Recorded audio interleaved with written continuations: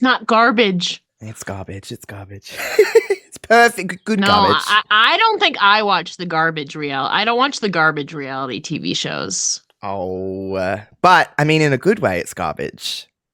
You watch like the Yeah. competition reality, like Big Brother Yes. and The Yes. Traders and Survivor. Yes. Yeah. You know, I was gonna do like a proper intro, but this is the perfect way to start this chat. We're talking, we're just like having a good old chat here. You know, Ella J. I want this chat to be me just being the president of the Ella J fan club because I've been watching from afar, and I think you're just the bee's knees. I really do. I think you're just wonderful. I think you're just like a wonderful human Thank you. being. I think it's been like at least 2.5 years, maybe 3 since we did something. Yeah. At least 2 years. But it doesn't feel like that sometimes because you're just like, oh yeah, I talked to Ella like 2 days ago. And it's like, oh, wait a minute. No, I haven't. But like, because like the world of the internet just kind of like moves and you see things and you're like, oh, cool. Like, obviously, since we chatted last, you've done a whole heap of stuff. Like you just went like, like I see you as just like someone who's just like thriving in this space at the moment, which is really neat because that doesn't happen all the time. You know, it doesn't happen. Yeah. And I just think it's a testament to you and how good you are. And I don't know, it's just neat to see. I like seeing like good people do good things. And like, that's just how I see from afar because we'll get into all your stuff in that in a minute. But you know, if you don't know who this wonderful person is, this is Ella J. My goodness, how long have you been in like the content interviewer, whatever you want to call it, space now? It's been a hot minute. 5 years and 3 months. Full time, it'll be 2 years next week. Look at you go! Look at you go! Full time, like. I mean, that's my dream, Ella. That's been my dream for the last. I've been doing this for 7 years, and I feel like I'm only just scratching the surface in the last like 6 months of like, oh wait a minute, I hate saying this because you're like me, you get that weird imposter syndrome of like, I'm good at this. Do you know what I mean? Like you're like, ooh, I don't like giving myself compliments because it's. Ugh. You know how it is. But first and foremost, before we chat anything, how is life right now? How are you? Are you just like you just look happy, which is lovely. I am. I'm going, Bad Blood is this weekend. I'm going to a concert this weekend. It's my birthday month. I have some more prediction shows I'll be doing. Next week is my 2-year anniversary of being full-time. October is a great month for me. You're like, it's like, are you a Halloween person? Well, yeah, my birthday's 5 days before Halloween. So, again, like we've done in past, we're kind of combining Halloween with my birthday. So we're kind of doing a Halloween-themed party. Again, like we've done in the past. So, yes. Hell yeah. Yeah, it's just, you know, when you can just like we're obviously across the world from one another, so it's a little bit hard to be in the same room as one another, but you know when you can just sense someone's energy and just like, wow, they're just like thriving and they're just having a good time, like it's just wonderful. I just love seeing for it. now, it goes in waves. Sure, if you would have asked me like 3 weeks ago, I would have said something completely different. But lately, yes, once we're getting into fall season, which is my season, I say that's my time. It's my time to shine. It is a beautiful time of year. I mean, we call it autumn, and we have it in the opposite part to you because we're going into spring now. Like we're March. Yeah. We're going into spring, going into our horrible hot summers and everything like that. So, you know, I'm not really thriving in the weather right now because I like autumn. I like cooler weather than I do hotter weather. So we can get out of here with that. But, my lordy, I didn't even know where to start really with everything because I feel like one day you were just like, I'm just over here doing my little thing and I'm just having a good time. And then all of a sudden you're like, oh yeah, I'm just going to interview Kalani Jordan. You know what I mean? Like, I'm just going to like interview all these wonderful people. I just want you to kind of give us a little like, how did this all kind of start for you? Because I know you started working for different places and getting into it like full time, but how did it all, because I mean I just kind of see it from a distance, so like tell people how you kind of fell into this full time and how that happened. Well, yeah, obviously, I call it a domino effect. Obviously, my unenrolled, I was going to grad school, then I was like, I don't really know. So I unenrolled because I didn't want to go into more debt and commit to something, and Mm, I don't know if I can commit to. So I started my own podcast in the meantime, while still working a shoot job, and we call it a shoot job, day job, whatever you want to call it, in yeah. retail. Started out as a hobby, started doing interviews, started loving it. I was I guess it's kind of casual to me now. It might not be casual to other people. I'm friends with Mickie James. She brought me aboard to GAWTV in November of 2020. Saw what I was doing with my own podcast. Was like, "Do you want to help us with ours called the GAWcast?"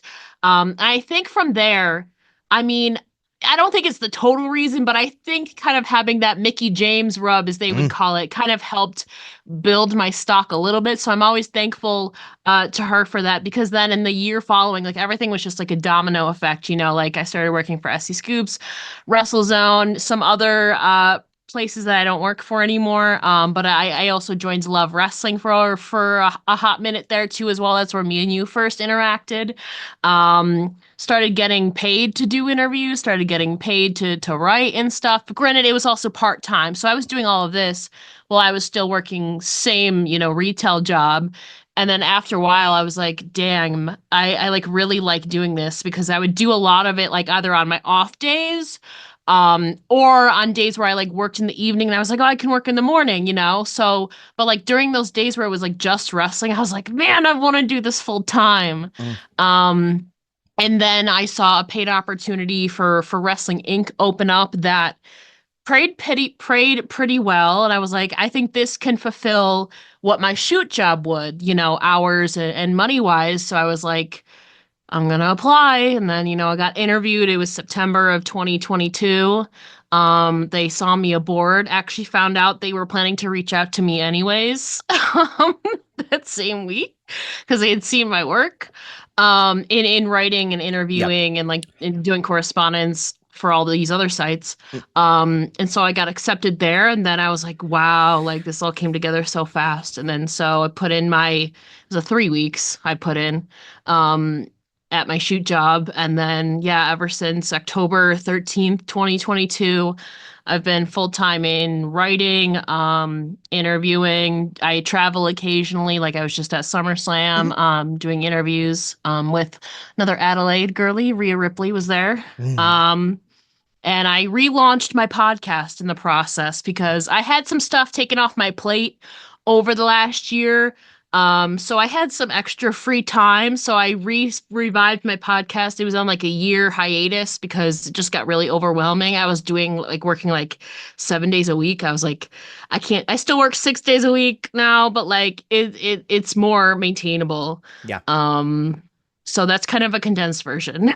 Yeah, no, it's cool just to kind of get up to speed, I guess, of like Yeah. how this kind of happened for you. Like, Yeah. because when we first kind of, I mean, we knew of each other obviously from Yeah. the Twitter world, just because I feel like it's a little bit like a small town. Everyone kind of knows of everybody, but it doesn't necessarily mean like you hang out. You know what I mean? Like it's just Yeah. everyone Yeah. kind of knows. So I knew of you, and I knew that you worked with Mickie James and the GAWTV stuff or the GAWcast stuff.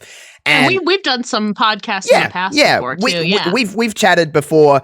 Yeah. We've done a few, and one whatever it may be. We kind of cross paths at Love Wrestling. We're both not there anymore, but I mean, like I'm still sometimes there. So And, my I was just on actually this past week for the run in on Tuesday. Zach yeah. hopped in my See, DMs like, "Do you want to pop in?" I was like, yeah, "Yeah." I love And those then guys. when they do their gaming, they haven't done it in a hot minute, or at least Yeah, I haven't been invited to no, they one. haven't done it in a But I minute. still, yeah. So I would still pop in for those Yeah, because Saturdays are the days I'm most free. Jackbox. Who's gonna say no to So some yeah, Jackbox? Like yeah, just exactly. having a little bit of a fun time on Jackbox. I love it. But yeah, so we kind of like cross paths there, and like we have known each other, and I think we just like, I feel like, I don't know why this is the thing. You may feel different, but I feel like we've always been each other's cheerleader. We've always just been like, hell Mhm. yeah, do your thing. And then Yeah. like, but we just live our own lives, and we're just like, Yeah. that's great that these people are doing things. Like I said, it's lovely when nice human beings are getting opportunities to do lovely things, because not everyone is lovely. You know what I mean? Not everyone is a nice person, and they get opportunities. And whatever, you do whatever you feel is necessary that you need to do to get through the day. I'm not judging anybody, but like, it's just lovely when kind-hearted people get the opportunities that I think they've earned and that they're kind of made for. Because I think you are in this space. You talk about interviewing, correspondence, and writing. Do you have is the passion kind of split between all those things, or do you like writing more? Like, what do you feel like you're enjoying the most? Oh, I definitely enjoy interviewing the most. And if I could survive on just interviewing and like podcasting, like that would be the full-time thing. But it's a balancing act because you're not just depending on yourself, it's dependent on other people's schedule, and it's not as consistent, whereas writing is. So writing is the more, I guess, lucrative thing for me because it's more consistent, and it's a consistent paycheck. It keeps me updated inherently on what's going on in wrestling, and I've learned things that I didn't know. But sometimes it can get overwhelming and I'm like, ugh.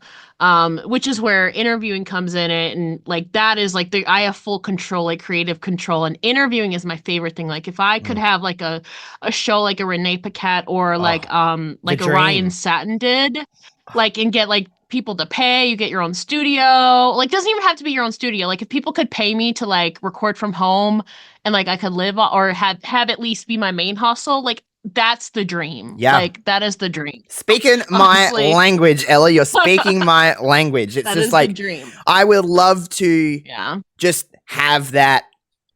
I'm in the spot at the moment because, I've really started doing like proper interviews in the last, I don't know, since basically Elimination Chamber when I got that opportunity and I was kind of like, it gives you probably know the feeling, it like gives you like that little spark inside where you're like, oh my God, I want to do this every single day. Yeah. And because it's fun. Like I know we've talked about how you come into wrestling in, I believe 2009, is that right? Yes, summer of 2009. Yeah, so you come into wrestling here. I've been watching wrestling since I was a little boy. Well, littler than I am now, at least. I mean, I'm 5'4" still, so I'm still considered a little boy. But you're really 5'4"? I am. I'm a short boy.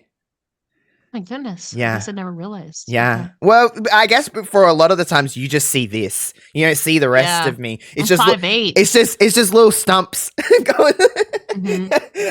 But I've always wanted to be involved in interviewing athletes. Or just interviewing in general. Like I've always wanted to be the person asking the question where the spotlight is kind of on them, but not really. Like you're just the person assisting the spotlight to somebody else. Like I've always been in that zone. And I feel like some people thrive in that aspect and some people don't. And you're one of those people that thrive in highlighting yourself, but highlighting others. I think there's a balancing act because some people are really bad for, you can tell the interviewers that are just like, I want to talk about me. Yeah. And they're just kind of here to assist that. And I think there's a fine line between talking to someone and talking at someone. Do you know what I mean? Yeah. Yeah, and I don't often have a lot of confidence, but I will say I am very confident in my interviewing abilities. I may get nervous beforehand, but that's because like I care and I'm like, oh. But like once you get in the zone, like I normally come prepared with stuff, and that's the one thing that I actually feel confident in is my interviewing abilities. Yes. And bringing up good questions and keeping the energy. Although obviously you have those rare times where it's not you. Sometimes it can be the interviewee. They might be having a bad day. Mm-hmm. Maybe interviewing just isn't their thing. So sometimes they don't match the vibe. But for the most part, like you said, I think interviewing is where I thrive the most. And obviously I wish I could do it, every day. But I do it when I can. Every week, actually, I have interviews coming out every week. It's a weekly thing for me. You're doing great. I wish it was like multiple times a week, though. No, I feel you. I feel you on that. You talk about nerves and stuff like that. I get nervous, but like it's good nerves. It's like it's not nerves where you feel like, ooh, like what am I doing here? It's nerves of just like, I want to crush this because I know that I can. I get more nervous interviewing someone like you than I do talents because I think you just blowing smoke, but like you know what it takes to do this side of things. So it's kind of like to me, I'm like, oh my god, I'm not as good as this person. So this person's probably sitting here like, what a stupid idiot. He can't interview for shit. You know what I mean? But I No. get nerves for other creators and other people that I kind of look up to in this field. Yeah. Because it's just like they know what it takes to be on this side of things, and they know if you're prepared, they know if you're not prepared. So it's an interesting act because some people you interview wrestling or whatever, they're just kind of here just to be like, this is going to be 15 minutes just to get out of my way. And that's fine. I mean, it's not like you know what I mean? Like they're just doing this over their own thing. But like, you know what it takes to sit on this side of things and kind of run an interview, I guess, because you've got to kind of steer the ship because it can crash pretty devastatingly if you don't. Yeah. It's pretty crazy. So, you know, you've had the opportunity to interview so many different talent over the last little bit of time here, or the last few years of time, I should say. When it all started for you with Mickie James and the GAWTV girls, how was that feeling of just being like reached out to for that opportunity just to kind of help out with the podcast side of things of their stuff? How did that feel for you? Because at that point, it's not like you were in the space you're in now. I would say it was surprising, but it's not really. Because I was very close with the girls, well before that. Like, I mean, okay, so Mickie knew me for a couple years, like 3 years before that. So like we had already built a good rapport, you know. Like she was like texting me, like I text her on like a regular basis now, you know. That is So crazy. like I'm sorry. That is so crazy. It's like I'm just texting Mickie James. It's like, hold on, are you talking about the same Mickie James that I'm thinking of? Yeah. So like she already knew me. We were already like kind of friends by that point. But I think after that was really when we were like really good friends after that. Like I know a lot of stuff.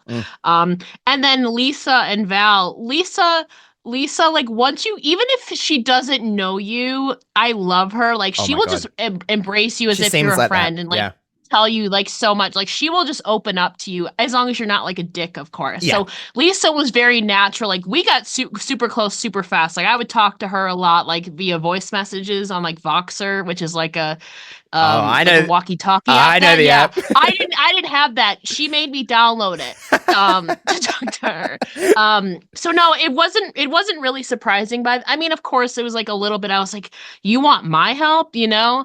At the same time, but no, it wasn't, because Mickie, I had already helped Mickie out with a bunch of stuff, and she had obviously helped me in turn by like not promoting me, but like giving me some shout outs on social media. So I like, she it put wasn't you really over. a surprise. Yeah, it wasn't really a surprise. It just it like it felt right. Like the time was there, and like I worked already closely with them, and like I do my own podcast. I know what I was doing in that aspect. So no, it wasn't really too far fetched, honestly. But still, I was like, damn, like you want like my help at the same time. But I was like, honestly, it felt natural. It felt right. No, like that's a good thing. I think that feeling is sometimes can be.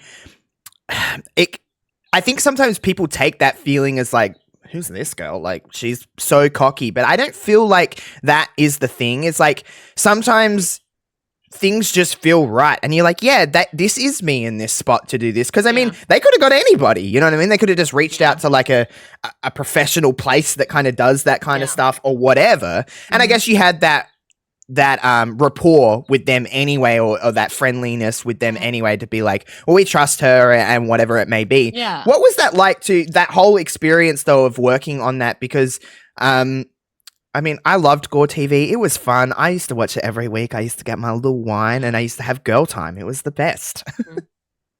Yeah, and unfortunately, you know, schedules got busy, with all three of them. You know, Nick started out with WWE, so Mickie's home now, more taking care of Don. She's still doing occasional appearances, but you know, her big thing was she wanted to be there more for Donovan, while Nick is out on the road, kind of, you know, living a dream that he had, maybe not the dream he initially set out for, because you know, But it's evolved into a dream that he loves. So, Mm. kudos to her. She's a great mother. Yeah. But yeah, it was really fun, getting to work with them and edit their podcast, and also like they would do like video calls for like their Patreon members Hmm. and would invite me. So I would talk to them on a weekly basis. I would see them like face to face when we would be on those like Zoom Yeah. calls and stuff. So that was fun. And then I would get to see them in person at some events. And I don't know if you know this. Well, maybe.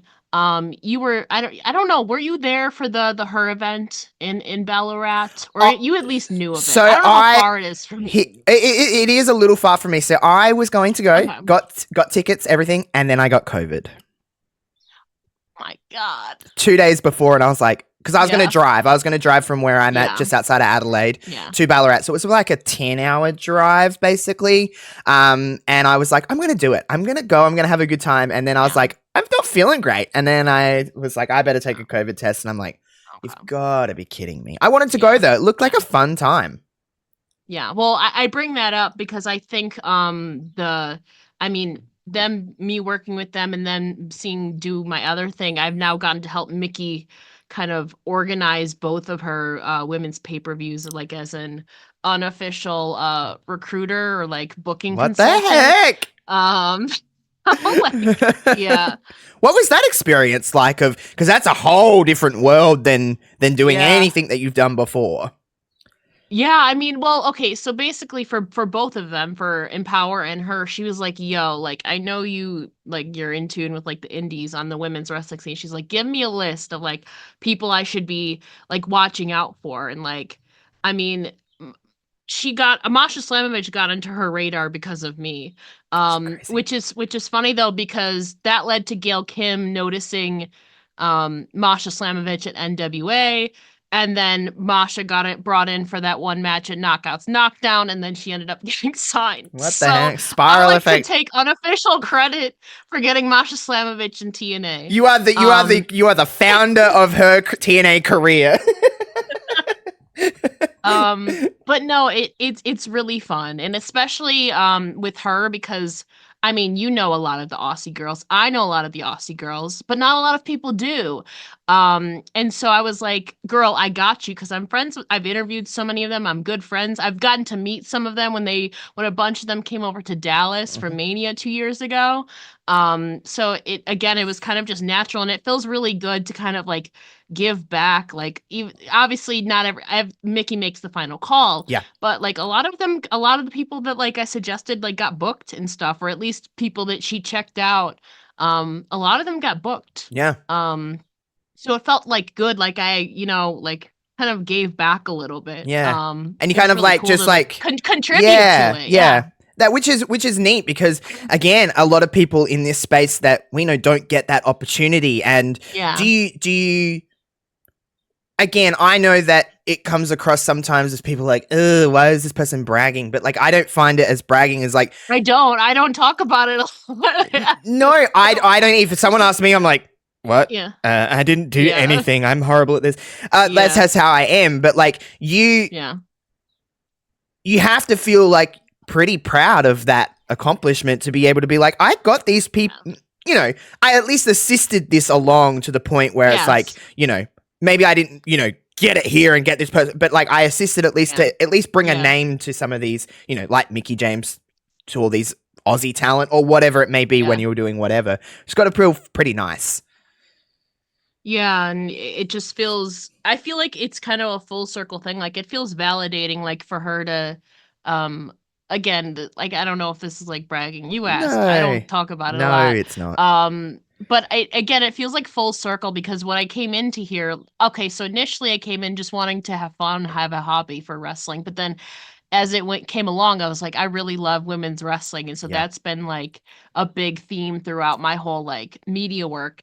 And so I felt really full circle when she like told me, like she's like, you're basically my go-to person for women's wrestling. Like you're one of the few people that I trust, like opinions that I trust. And so that to me, like to have somebody like a Mickie James tell me that, to have like take some of my a lot of my opinions and like in putting in what's the word, intertwining it Yeah. in her booking for like 2 pay-per-views, is like really validating. Two So, successful shows as well, I might add. Like they were both really good. Obviously, you know, I'm a women's wrestling person. Like at the end of the day, like I'd probably just watch women's wrestling and I'd be fine. Like I'm fine with it. And they were two really, really good shows. Empower and Her.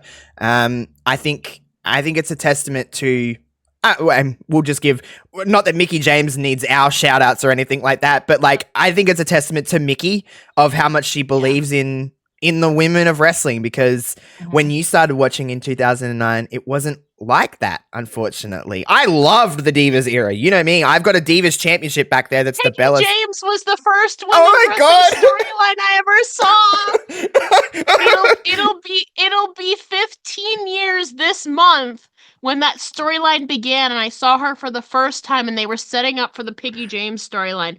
That was the first women's wrestling storyline I ever saw, Josh. That is insane. Just given your like. Though, well, honestly, I don't think like any of the stuff we just talked about would have happened if I had like found wrestling in it like after that. Yeah. Like I found it at the perfect time. Yeah. You know, like I said, I don't think the storyline was like tasteful or anything, but as like an 11, 12-year-old girl, like I related to Mickie James. Like, yeah, because like I needed that, you know? I'm the same as you. I don't think it was tasteful or anything like that. But like at the end of the day, they were bullies and they were bullying her. Yes. And then, you know, that was the story. I understand the negative, you know, aspect of it, but you know, it was what it was. That's crazy though, just considering where your kind of time went.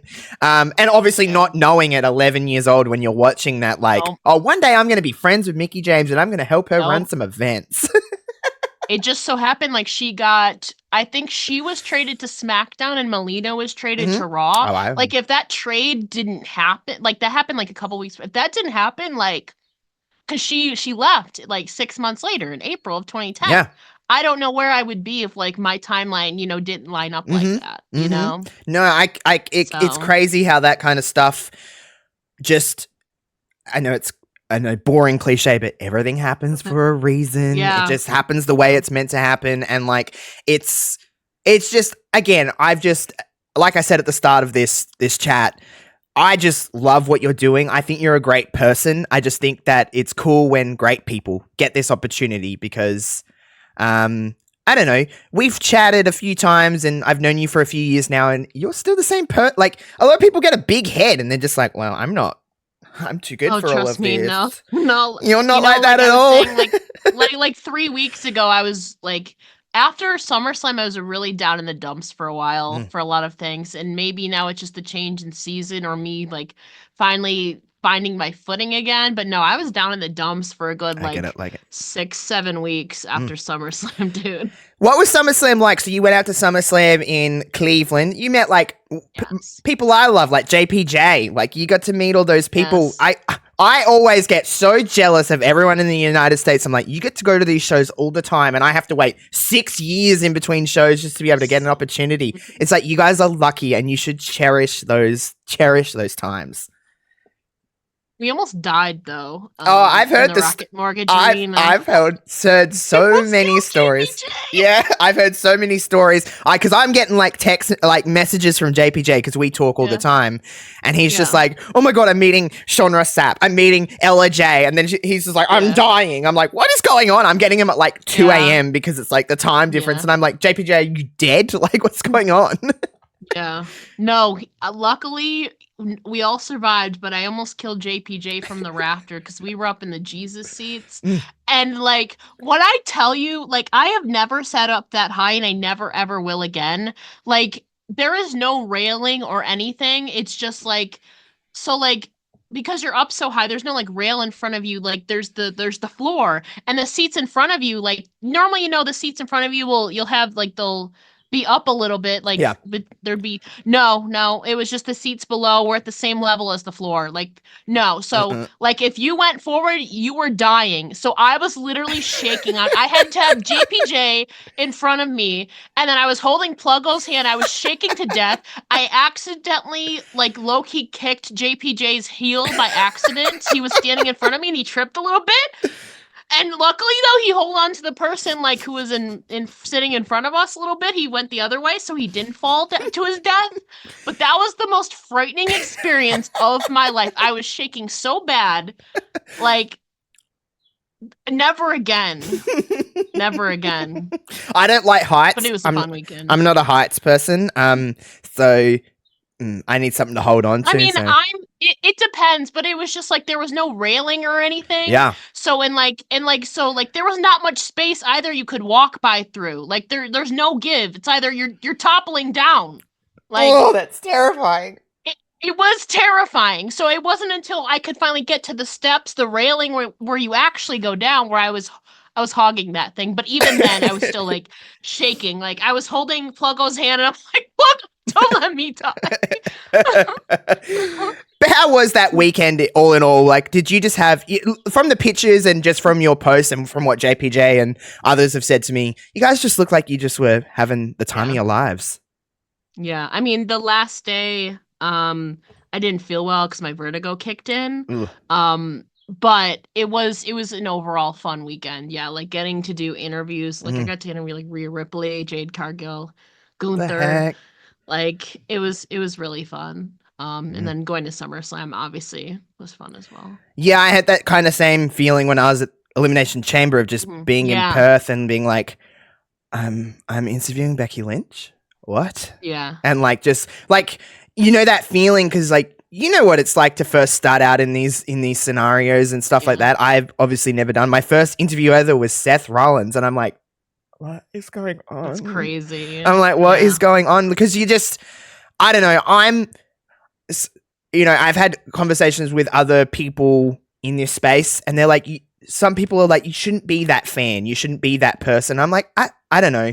I'm just doing things the way that I feel is right in my gut. And I'm like, I'm always going to be that person that's like, I'm so lucky to have just one opportunity to do those kind of things and stuff like that. And I feel like some people do, some people don't, and whatever. But I feel like you still are that person that's like, I'm getting to talk to people that I idolize. And again, that's a big reason why I don't get like nervous before a lot of interviews, but definitely before those ones, like anybody who can attest that. Like I was with Jose, I was with Emily May Heller, I was with Muscleman Malcolm and Alex Queen of the Ring. Like they can attest, like I was so nervous and like I was shaking. Like my nervous thing is I feel like I have to go to the bathroom like every 10 seconds. You and me are the same person. We would be awful together. That was me that morning. I had to drag Alex to the bathroom. I was like, we need like 2 minutes. Like you need to give me like 2 minutes. Because I'm like walking into this room and like, so yes, I do get nervous, but like, and I always get nervous. I've done this is only like my third time doing media, but every time before you go do those interviews or you're at the press conference or whatever, like I'm shaking. But then once I get there, like I already know my questions. Once I get there, like I'm face to face with them, I like get in the zone. It's like the flip, like the switch, the flip hits. Yeah. So at least luckily there's that. I know I can flip it. I can turn it on once I actually get in front of them. But beforehand, oh yeah, it's a struggle. We would never tag team these things because I'm a pacer, so I'll do this a lot, like back and forth, because I'm just like nervous. As soon as I go, hello, I'm Josh Robinson, whatever I do for my intro, the nerves go away, and I'm like, I'm just having a chit chat. I'm just having it's that a adrenaline, like as wrestlers say too. It's that you run on that adrenaline. It's crazy, yeah. So I'm a pacer, and I feel like I always need to go to the bathroom. I'm like, do we have a second? Because when we went up into the stadium, and we went up the elevators, and I was like, to my left is Alex McCarthy from Inside the Ropes. I'm like, what am I doing here? Well, I'm just a stupid little boy that plays wrestling video games and like, just talks about women's wrestling. Like it's just that imposter syndrome of like, I don't belong here, but also trying to get in that mentality of like, I do have a spot here. You know what I mean? Like, I don't know. I think we kind of run the same wavelength of just like, we always feel like there's people better than us, and we will never, I don't think we'll ever be in a spot where we're just like, I know that I'm comfortable in these situations, but also I'm just like, ugh. There's people so much That's better than definitely how me. I that's definitely how I felt the first time. Well, also because my first time came together like literally like only a couple days before, so Oh, it was very goodness. last Yeah. minute. But yeah, the second and third time, I'm like I got there's people there the second and third time that were new to it. So Yeah. even though I was kind of not a vet then, but I Mm, had already done the routine before. mm, So in that moment I was like, I've been in your shoes, you mm, know? I don't feel obviously, there's people who have been to like dozens of these, like a mm, Denise, mm. or like a Sean. But like I'm getting more comfortable each time. I don't feel like as like as I don't know what the word doesn't feel foreign to me anymore. Yeah. Well, you mentioned Denise and Sean and stuff like that. Are those kind of people you look to in this space? Because I know for me, that's who I kind of look at, or different variations of people like that. But do you have like, I guess, lack of a better term, but like inspirations in this field? Yeah, I'm very close with Sean. I talk to him every week. He I was love also Sean. very helpful. Mm. He was very helpful with me, and I've talked about this before. At my first, media weekend for WWE Royal Rumble 2023, like I was messaging because again, it came together all last minute. I knew Sean was a vet. I was like, I'm gonna hit him up, and like luckily he gave me a lot of pointers. He saved me a spot next to him during Oh, media row, so I could set bless. myself up, and he like helped me with all this stuff. So like, God bless him. So yes, Yeah. definitely I talk to him very, very often, and whenever if I ask for advice, he'll give me it. Bless. But for the most part, I feel like I'm in I'm kind of I know a lot by now. Yeah. But yeah, I work for Denise now. Mm. Actually, she's booted up, kind of revived her website, so I do writing for her on for Dynamite and Raw and some of her interviews. So yeah, she's Perfect. definitely one. Like, how can you not? She's a. She is like she's the queen pin of Mm-hmm. especially women in Mm-hmm. media. I feel like she's the standard, Yeah. and 100%. she's out here, so full time that she can now hire her own, writing staff and hosts to bring on her channel. Like, how do you not aspire to be that, Yeah. but initially, like coming in, it was like and still very very nice guy in person too. Chris Van Fleet, every time I see Oh. him he's like, hey, what's up, like how he that's how he was at SummerSlam at Chicago last year. Like again, he's one, like interview wise, like style wise, like he's definitely one that I listen Mm-hmm. to a lot Mm-hmm. even before like I started doing it. And Yeah. a lot of Alicia Toots old stuff when Mm-hmm. she was doing Ambi still. Definitely like Alicia and Chris were definitely, I feel like, the two biggest coming into like the wrestling media podcast space. Chris to me is like, he is the kind of standard of what I, like Yeah. you said, of what I like, or how interviews that I like to listen to, Yeah. or how I kind of like to, not, I guess, shape Yeah. my interviews is him. Yeah. A bit Yeah. Sean, like for Sean to do that, like he didn't have to do that. Like that's just such a nice thing to Oh, do. yeah. Like he reached out to me after my interviews and was like, "Great job," and like that means a lot. You can attest, like that means a lot to someone who's starting up, or whatever it may be, of like, oh my god, like I forget sometimes that when you put stuff on the internet, everybody can technically see it, even if not everybody's watching. Like Yeah. everyone can watch if they want to, and it's kind of a cool little situation. Before we wrap up, we're talking at the start of this about reality television, because not only you have all this stuff going on, but probably the tweets I see. Do we still call them tweets? I guess they're not tweets I anymore. call them tweets, It's damn still it. Twitter, I isn't call them it? tweets Piss to off. me. It's Yeah. Twitter. What the hell? Tweets. I see more tweets from you about you watching Big Brother and The Traitors and Survivor. You watch all of these. I call them garbage reality TV because I think that's a good thing. I think it's a term of endearment because it's trash TV. It's trashy, but in a good To way. me, the trash TV is the love ones that I don't watch. Oh, Like, I I don't play love with those. reality No. TV. I am not really into the love. To me, that's the trash ones. They're the love Okay, no, I related get ones. that. Granted, there's show we call them showmances on like like a Mm, Big Brother and a Survivor. They happen, but that's yeah. not the premise of the show. No. But I do see you tweet a lot. What's your, like, is Big Brother your, like, kind of, like, your crown and all in its glory? Is that the best one? It used to be. Oh. Big Brother. So like back in the day, I was like, you know, it was America's Next Top Model. It was Project Runway. Big Brother. I started watching in 2005. I found Survivor actually the same year I started watching wrestling, 2009. Over time though, I feel like Survivor has become like my Wednesday nights. Granted, now I have to cover AEW Dynamite, so I don't get to watch Survivor live anymore. But like Ugh. Wednesdays for me, for the last 15 years, that's Survivor night. They used to be Thursdays, but like that's Survivor night, you know, for me, like I would not miss it. So I think Survivor, you know, is my number one. But then there's all these new shows coming out, like The Mole. I've been watching The Circle. I just finished Oh, The watching season Circle. 7. Oh, The Traitors. I was like, oh, I gotta catch up on The Anonymous. Like there's so I many. haven't started that yet. But yeah, it's like those types. But I would say Survivor's at the top. Yeah, because we probably when I think about it, we probably watch a lot of we watch the same thing but different versions. Because I watch Big Brother Australia and all of that, and you obviously are watching the US. Do you watch the international ones? I've watched all the international ones of The Traitors. Okay. I have not watched although they are doing Survivor Worlds Collide where there's people from Australia, the UK, the US, South Africa, like all this stuff. Sign me up. So I need to like catch up a little bit on there, but I have watched all the international versions of The Traitors. So I've watched the Australia, 2 seasons of Australia. I've watched New Zealand. I watched You're the UK. insane! I'm catching up on Canada. I watched the 2 seasons of US. Yeah, I went on the Traitors binge because they're all on Peacock. Yeah, I like yeah. all except all Canada. You need a VPN. So I'm watching season 2 because that's currently airing. Yeah. But all the ones on Peacock, like the Australia, UK, and New Zealand, were all on Peacock. So yeah, I binge watched those all back to back to back to back. So not only you're watching all of this wrestling and having a great time with wrestling, but you're also watching all of these reality TV shows, but you're also watching the international versions. So you just don't sleep, is what you're telling me. No, I turn off from wrestling. Like honestly, I do as well. Honestly, a lot of the times I don't go out of my way to watch wrestling if I'm not covering it. Like unless it's like a pay-per-view. Yeah.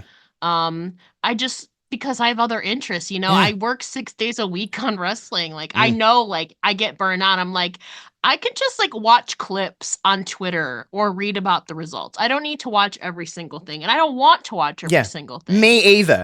But so I have that line. Like I watch a lot of stuff other than reality TV too. Like I watch Twitch streams all the time. You know, I have a lot of crime shows that I watch.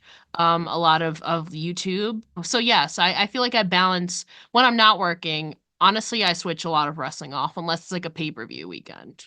No, I get that because I used to be in the mentality of like, oh, I've got to watch every bit of wrestling. I can't miss out. I can't miss out. And then I got into a spot where I'm like, I'm starting to not like this.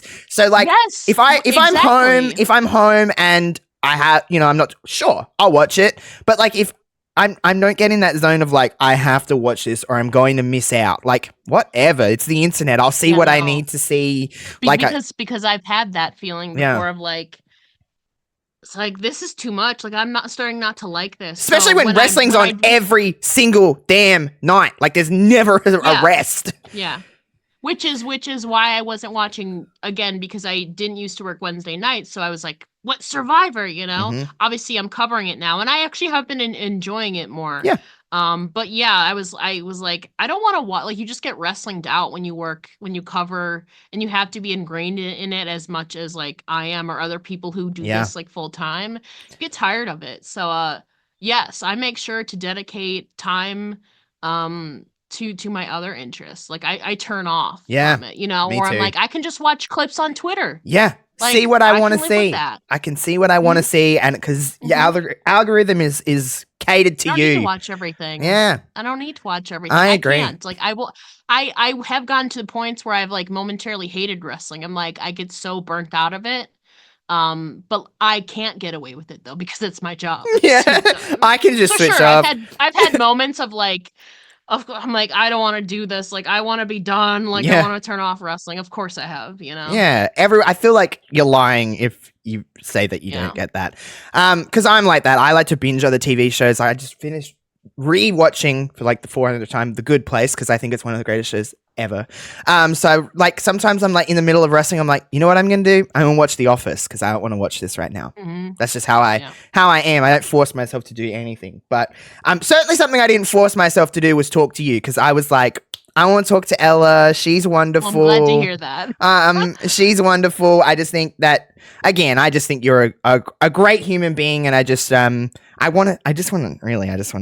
like, oh, we can record, but I just want to chat to Ella because I haven't chatted to Ella. I want to ask you. I want to ask you though. Like, have you watched any of the American versions of like reality? No, because we can't. I'd have to get a VPN because they don't put them on. That's true. We have different streaming services over here. Like we don't have Peacock. Like we have different streaming services. I'm sure they're on some of them. Like if I really like went through, and I'm sure they're probably on some of them somewhere. Wait, so have you watched the Traders Australia? Yes, I've watched the. Okay. Did I watch the first season or the second season? Don't watch the second season. I think it was the first season that I watched. Good.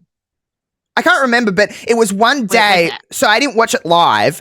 It was one day I was stuck in a hotel room. The weather was really bad, and I'm like, I've got nothing to do, and I was like, let's see what's kind of on TV, and then I was like, I'll go to streaming, just like log in, whatever, and I was like, this will do. Like it just seemed like, mindless in the best way possible, and then I sat there all day, ordered room service, and just like binged it, and I was like, this is wonderful. But so I've watched it, but I'm like curious to like go on my streaming services and be like, oh, where can I watch all these different international versions? Because like some of Australia's are garbage. Some of Australia's is not good. Season 2 of the Traders Australia is garbage. But you still watched every single second of it, didn't you? Of course I did. Perfect. Bro, in comparison to season 1, those Faithfuls are just dumb, and then the ending. You know what? I'm gonna watch the Traders season 2 and report back to you and be like, this was the biggest waste of time of my life. Yeah, and I'll be like, I told you. I'm gonna do it. But it's entertaining. The ending is so ridiculous that it's funny. All right, I'm gonna do it, and then I'm gonna report back to you and be like, this was so stupid. Yeah. All right. Well, this has been a wonderful time. I appreciate you taking the time to do this and stuff like that. I have all the love in the world for you. So like, just props to you for just being great and just keep doing it. Keep doing the damn thing. I watch your interviews. They're great. I have a good time. Thank you. I watch them on my big screen too. I don't even just put them on my little computer. You're on my TV sometimes. Look at you go. Dude, I don't even know what a TV is anymore a lot of the times. Like, I just watch it, like, on my laptop a lot of the time. Like, I'm on my laptop most of the time. Like, I don't even know what a TV is half the time. But yeah, it's just great. Of course, plug anything that you want to plug. Tell us where we can find you on social media and all that good stuff, and where we can find your great reality TV tweets. Easiest way to find me is on, I guess, x.com, twitter.com/it's Ella J. Also, Instagram.com/it's Ella J. All my links to my writing, podcasts, and projects are all in one convenient place in my bio on those platforms. I don't know when this is going to come out. My birthday is coming up at the end of the month. If you want to go to my Amazon wish list in that link in bio, you can too as well. Thank you very much. This will come out just before your birthday, so it's perfect. So go to that Amazon wish list. Grant all of Ella's wishes. She'll love you for it. She'll just be like, thanks, homie. All right, everybody. Thank you so much for checking this out. All of Ella's links, of course, will be in the description below here on my YouTube. You can go follow me everywhere. You know where to follow me and stuff like that. Our little names are down here. So go and do that. I love you all very much. Stay happy, stay healthy, stay pretty, stay safe. I'll see you on the next one. Bye-bye.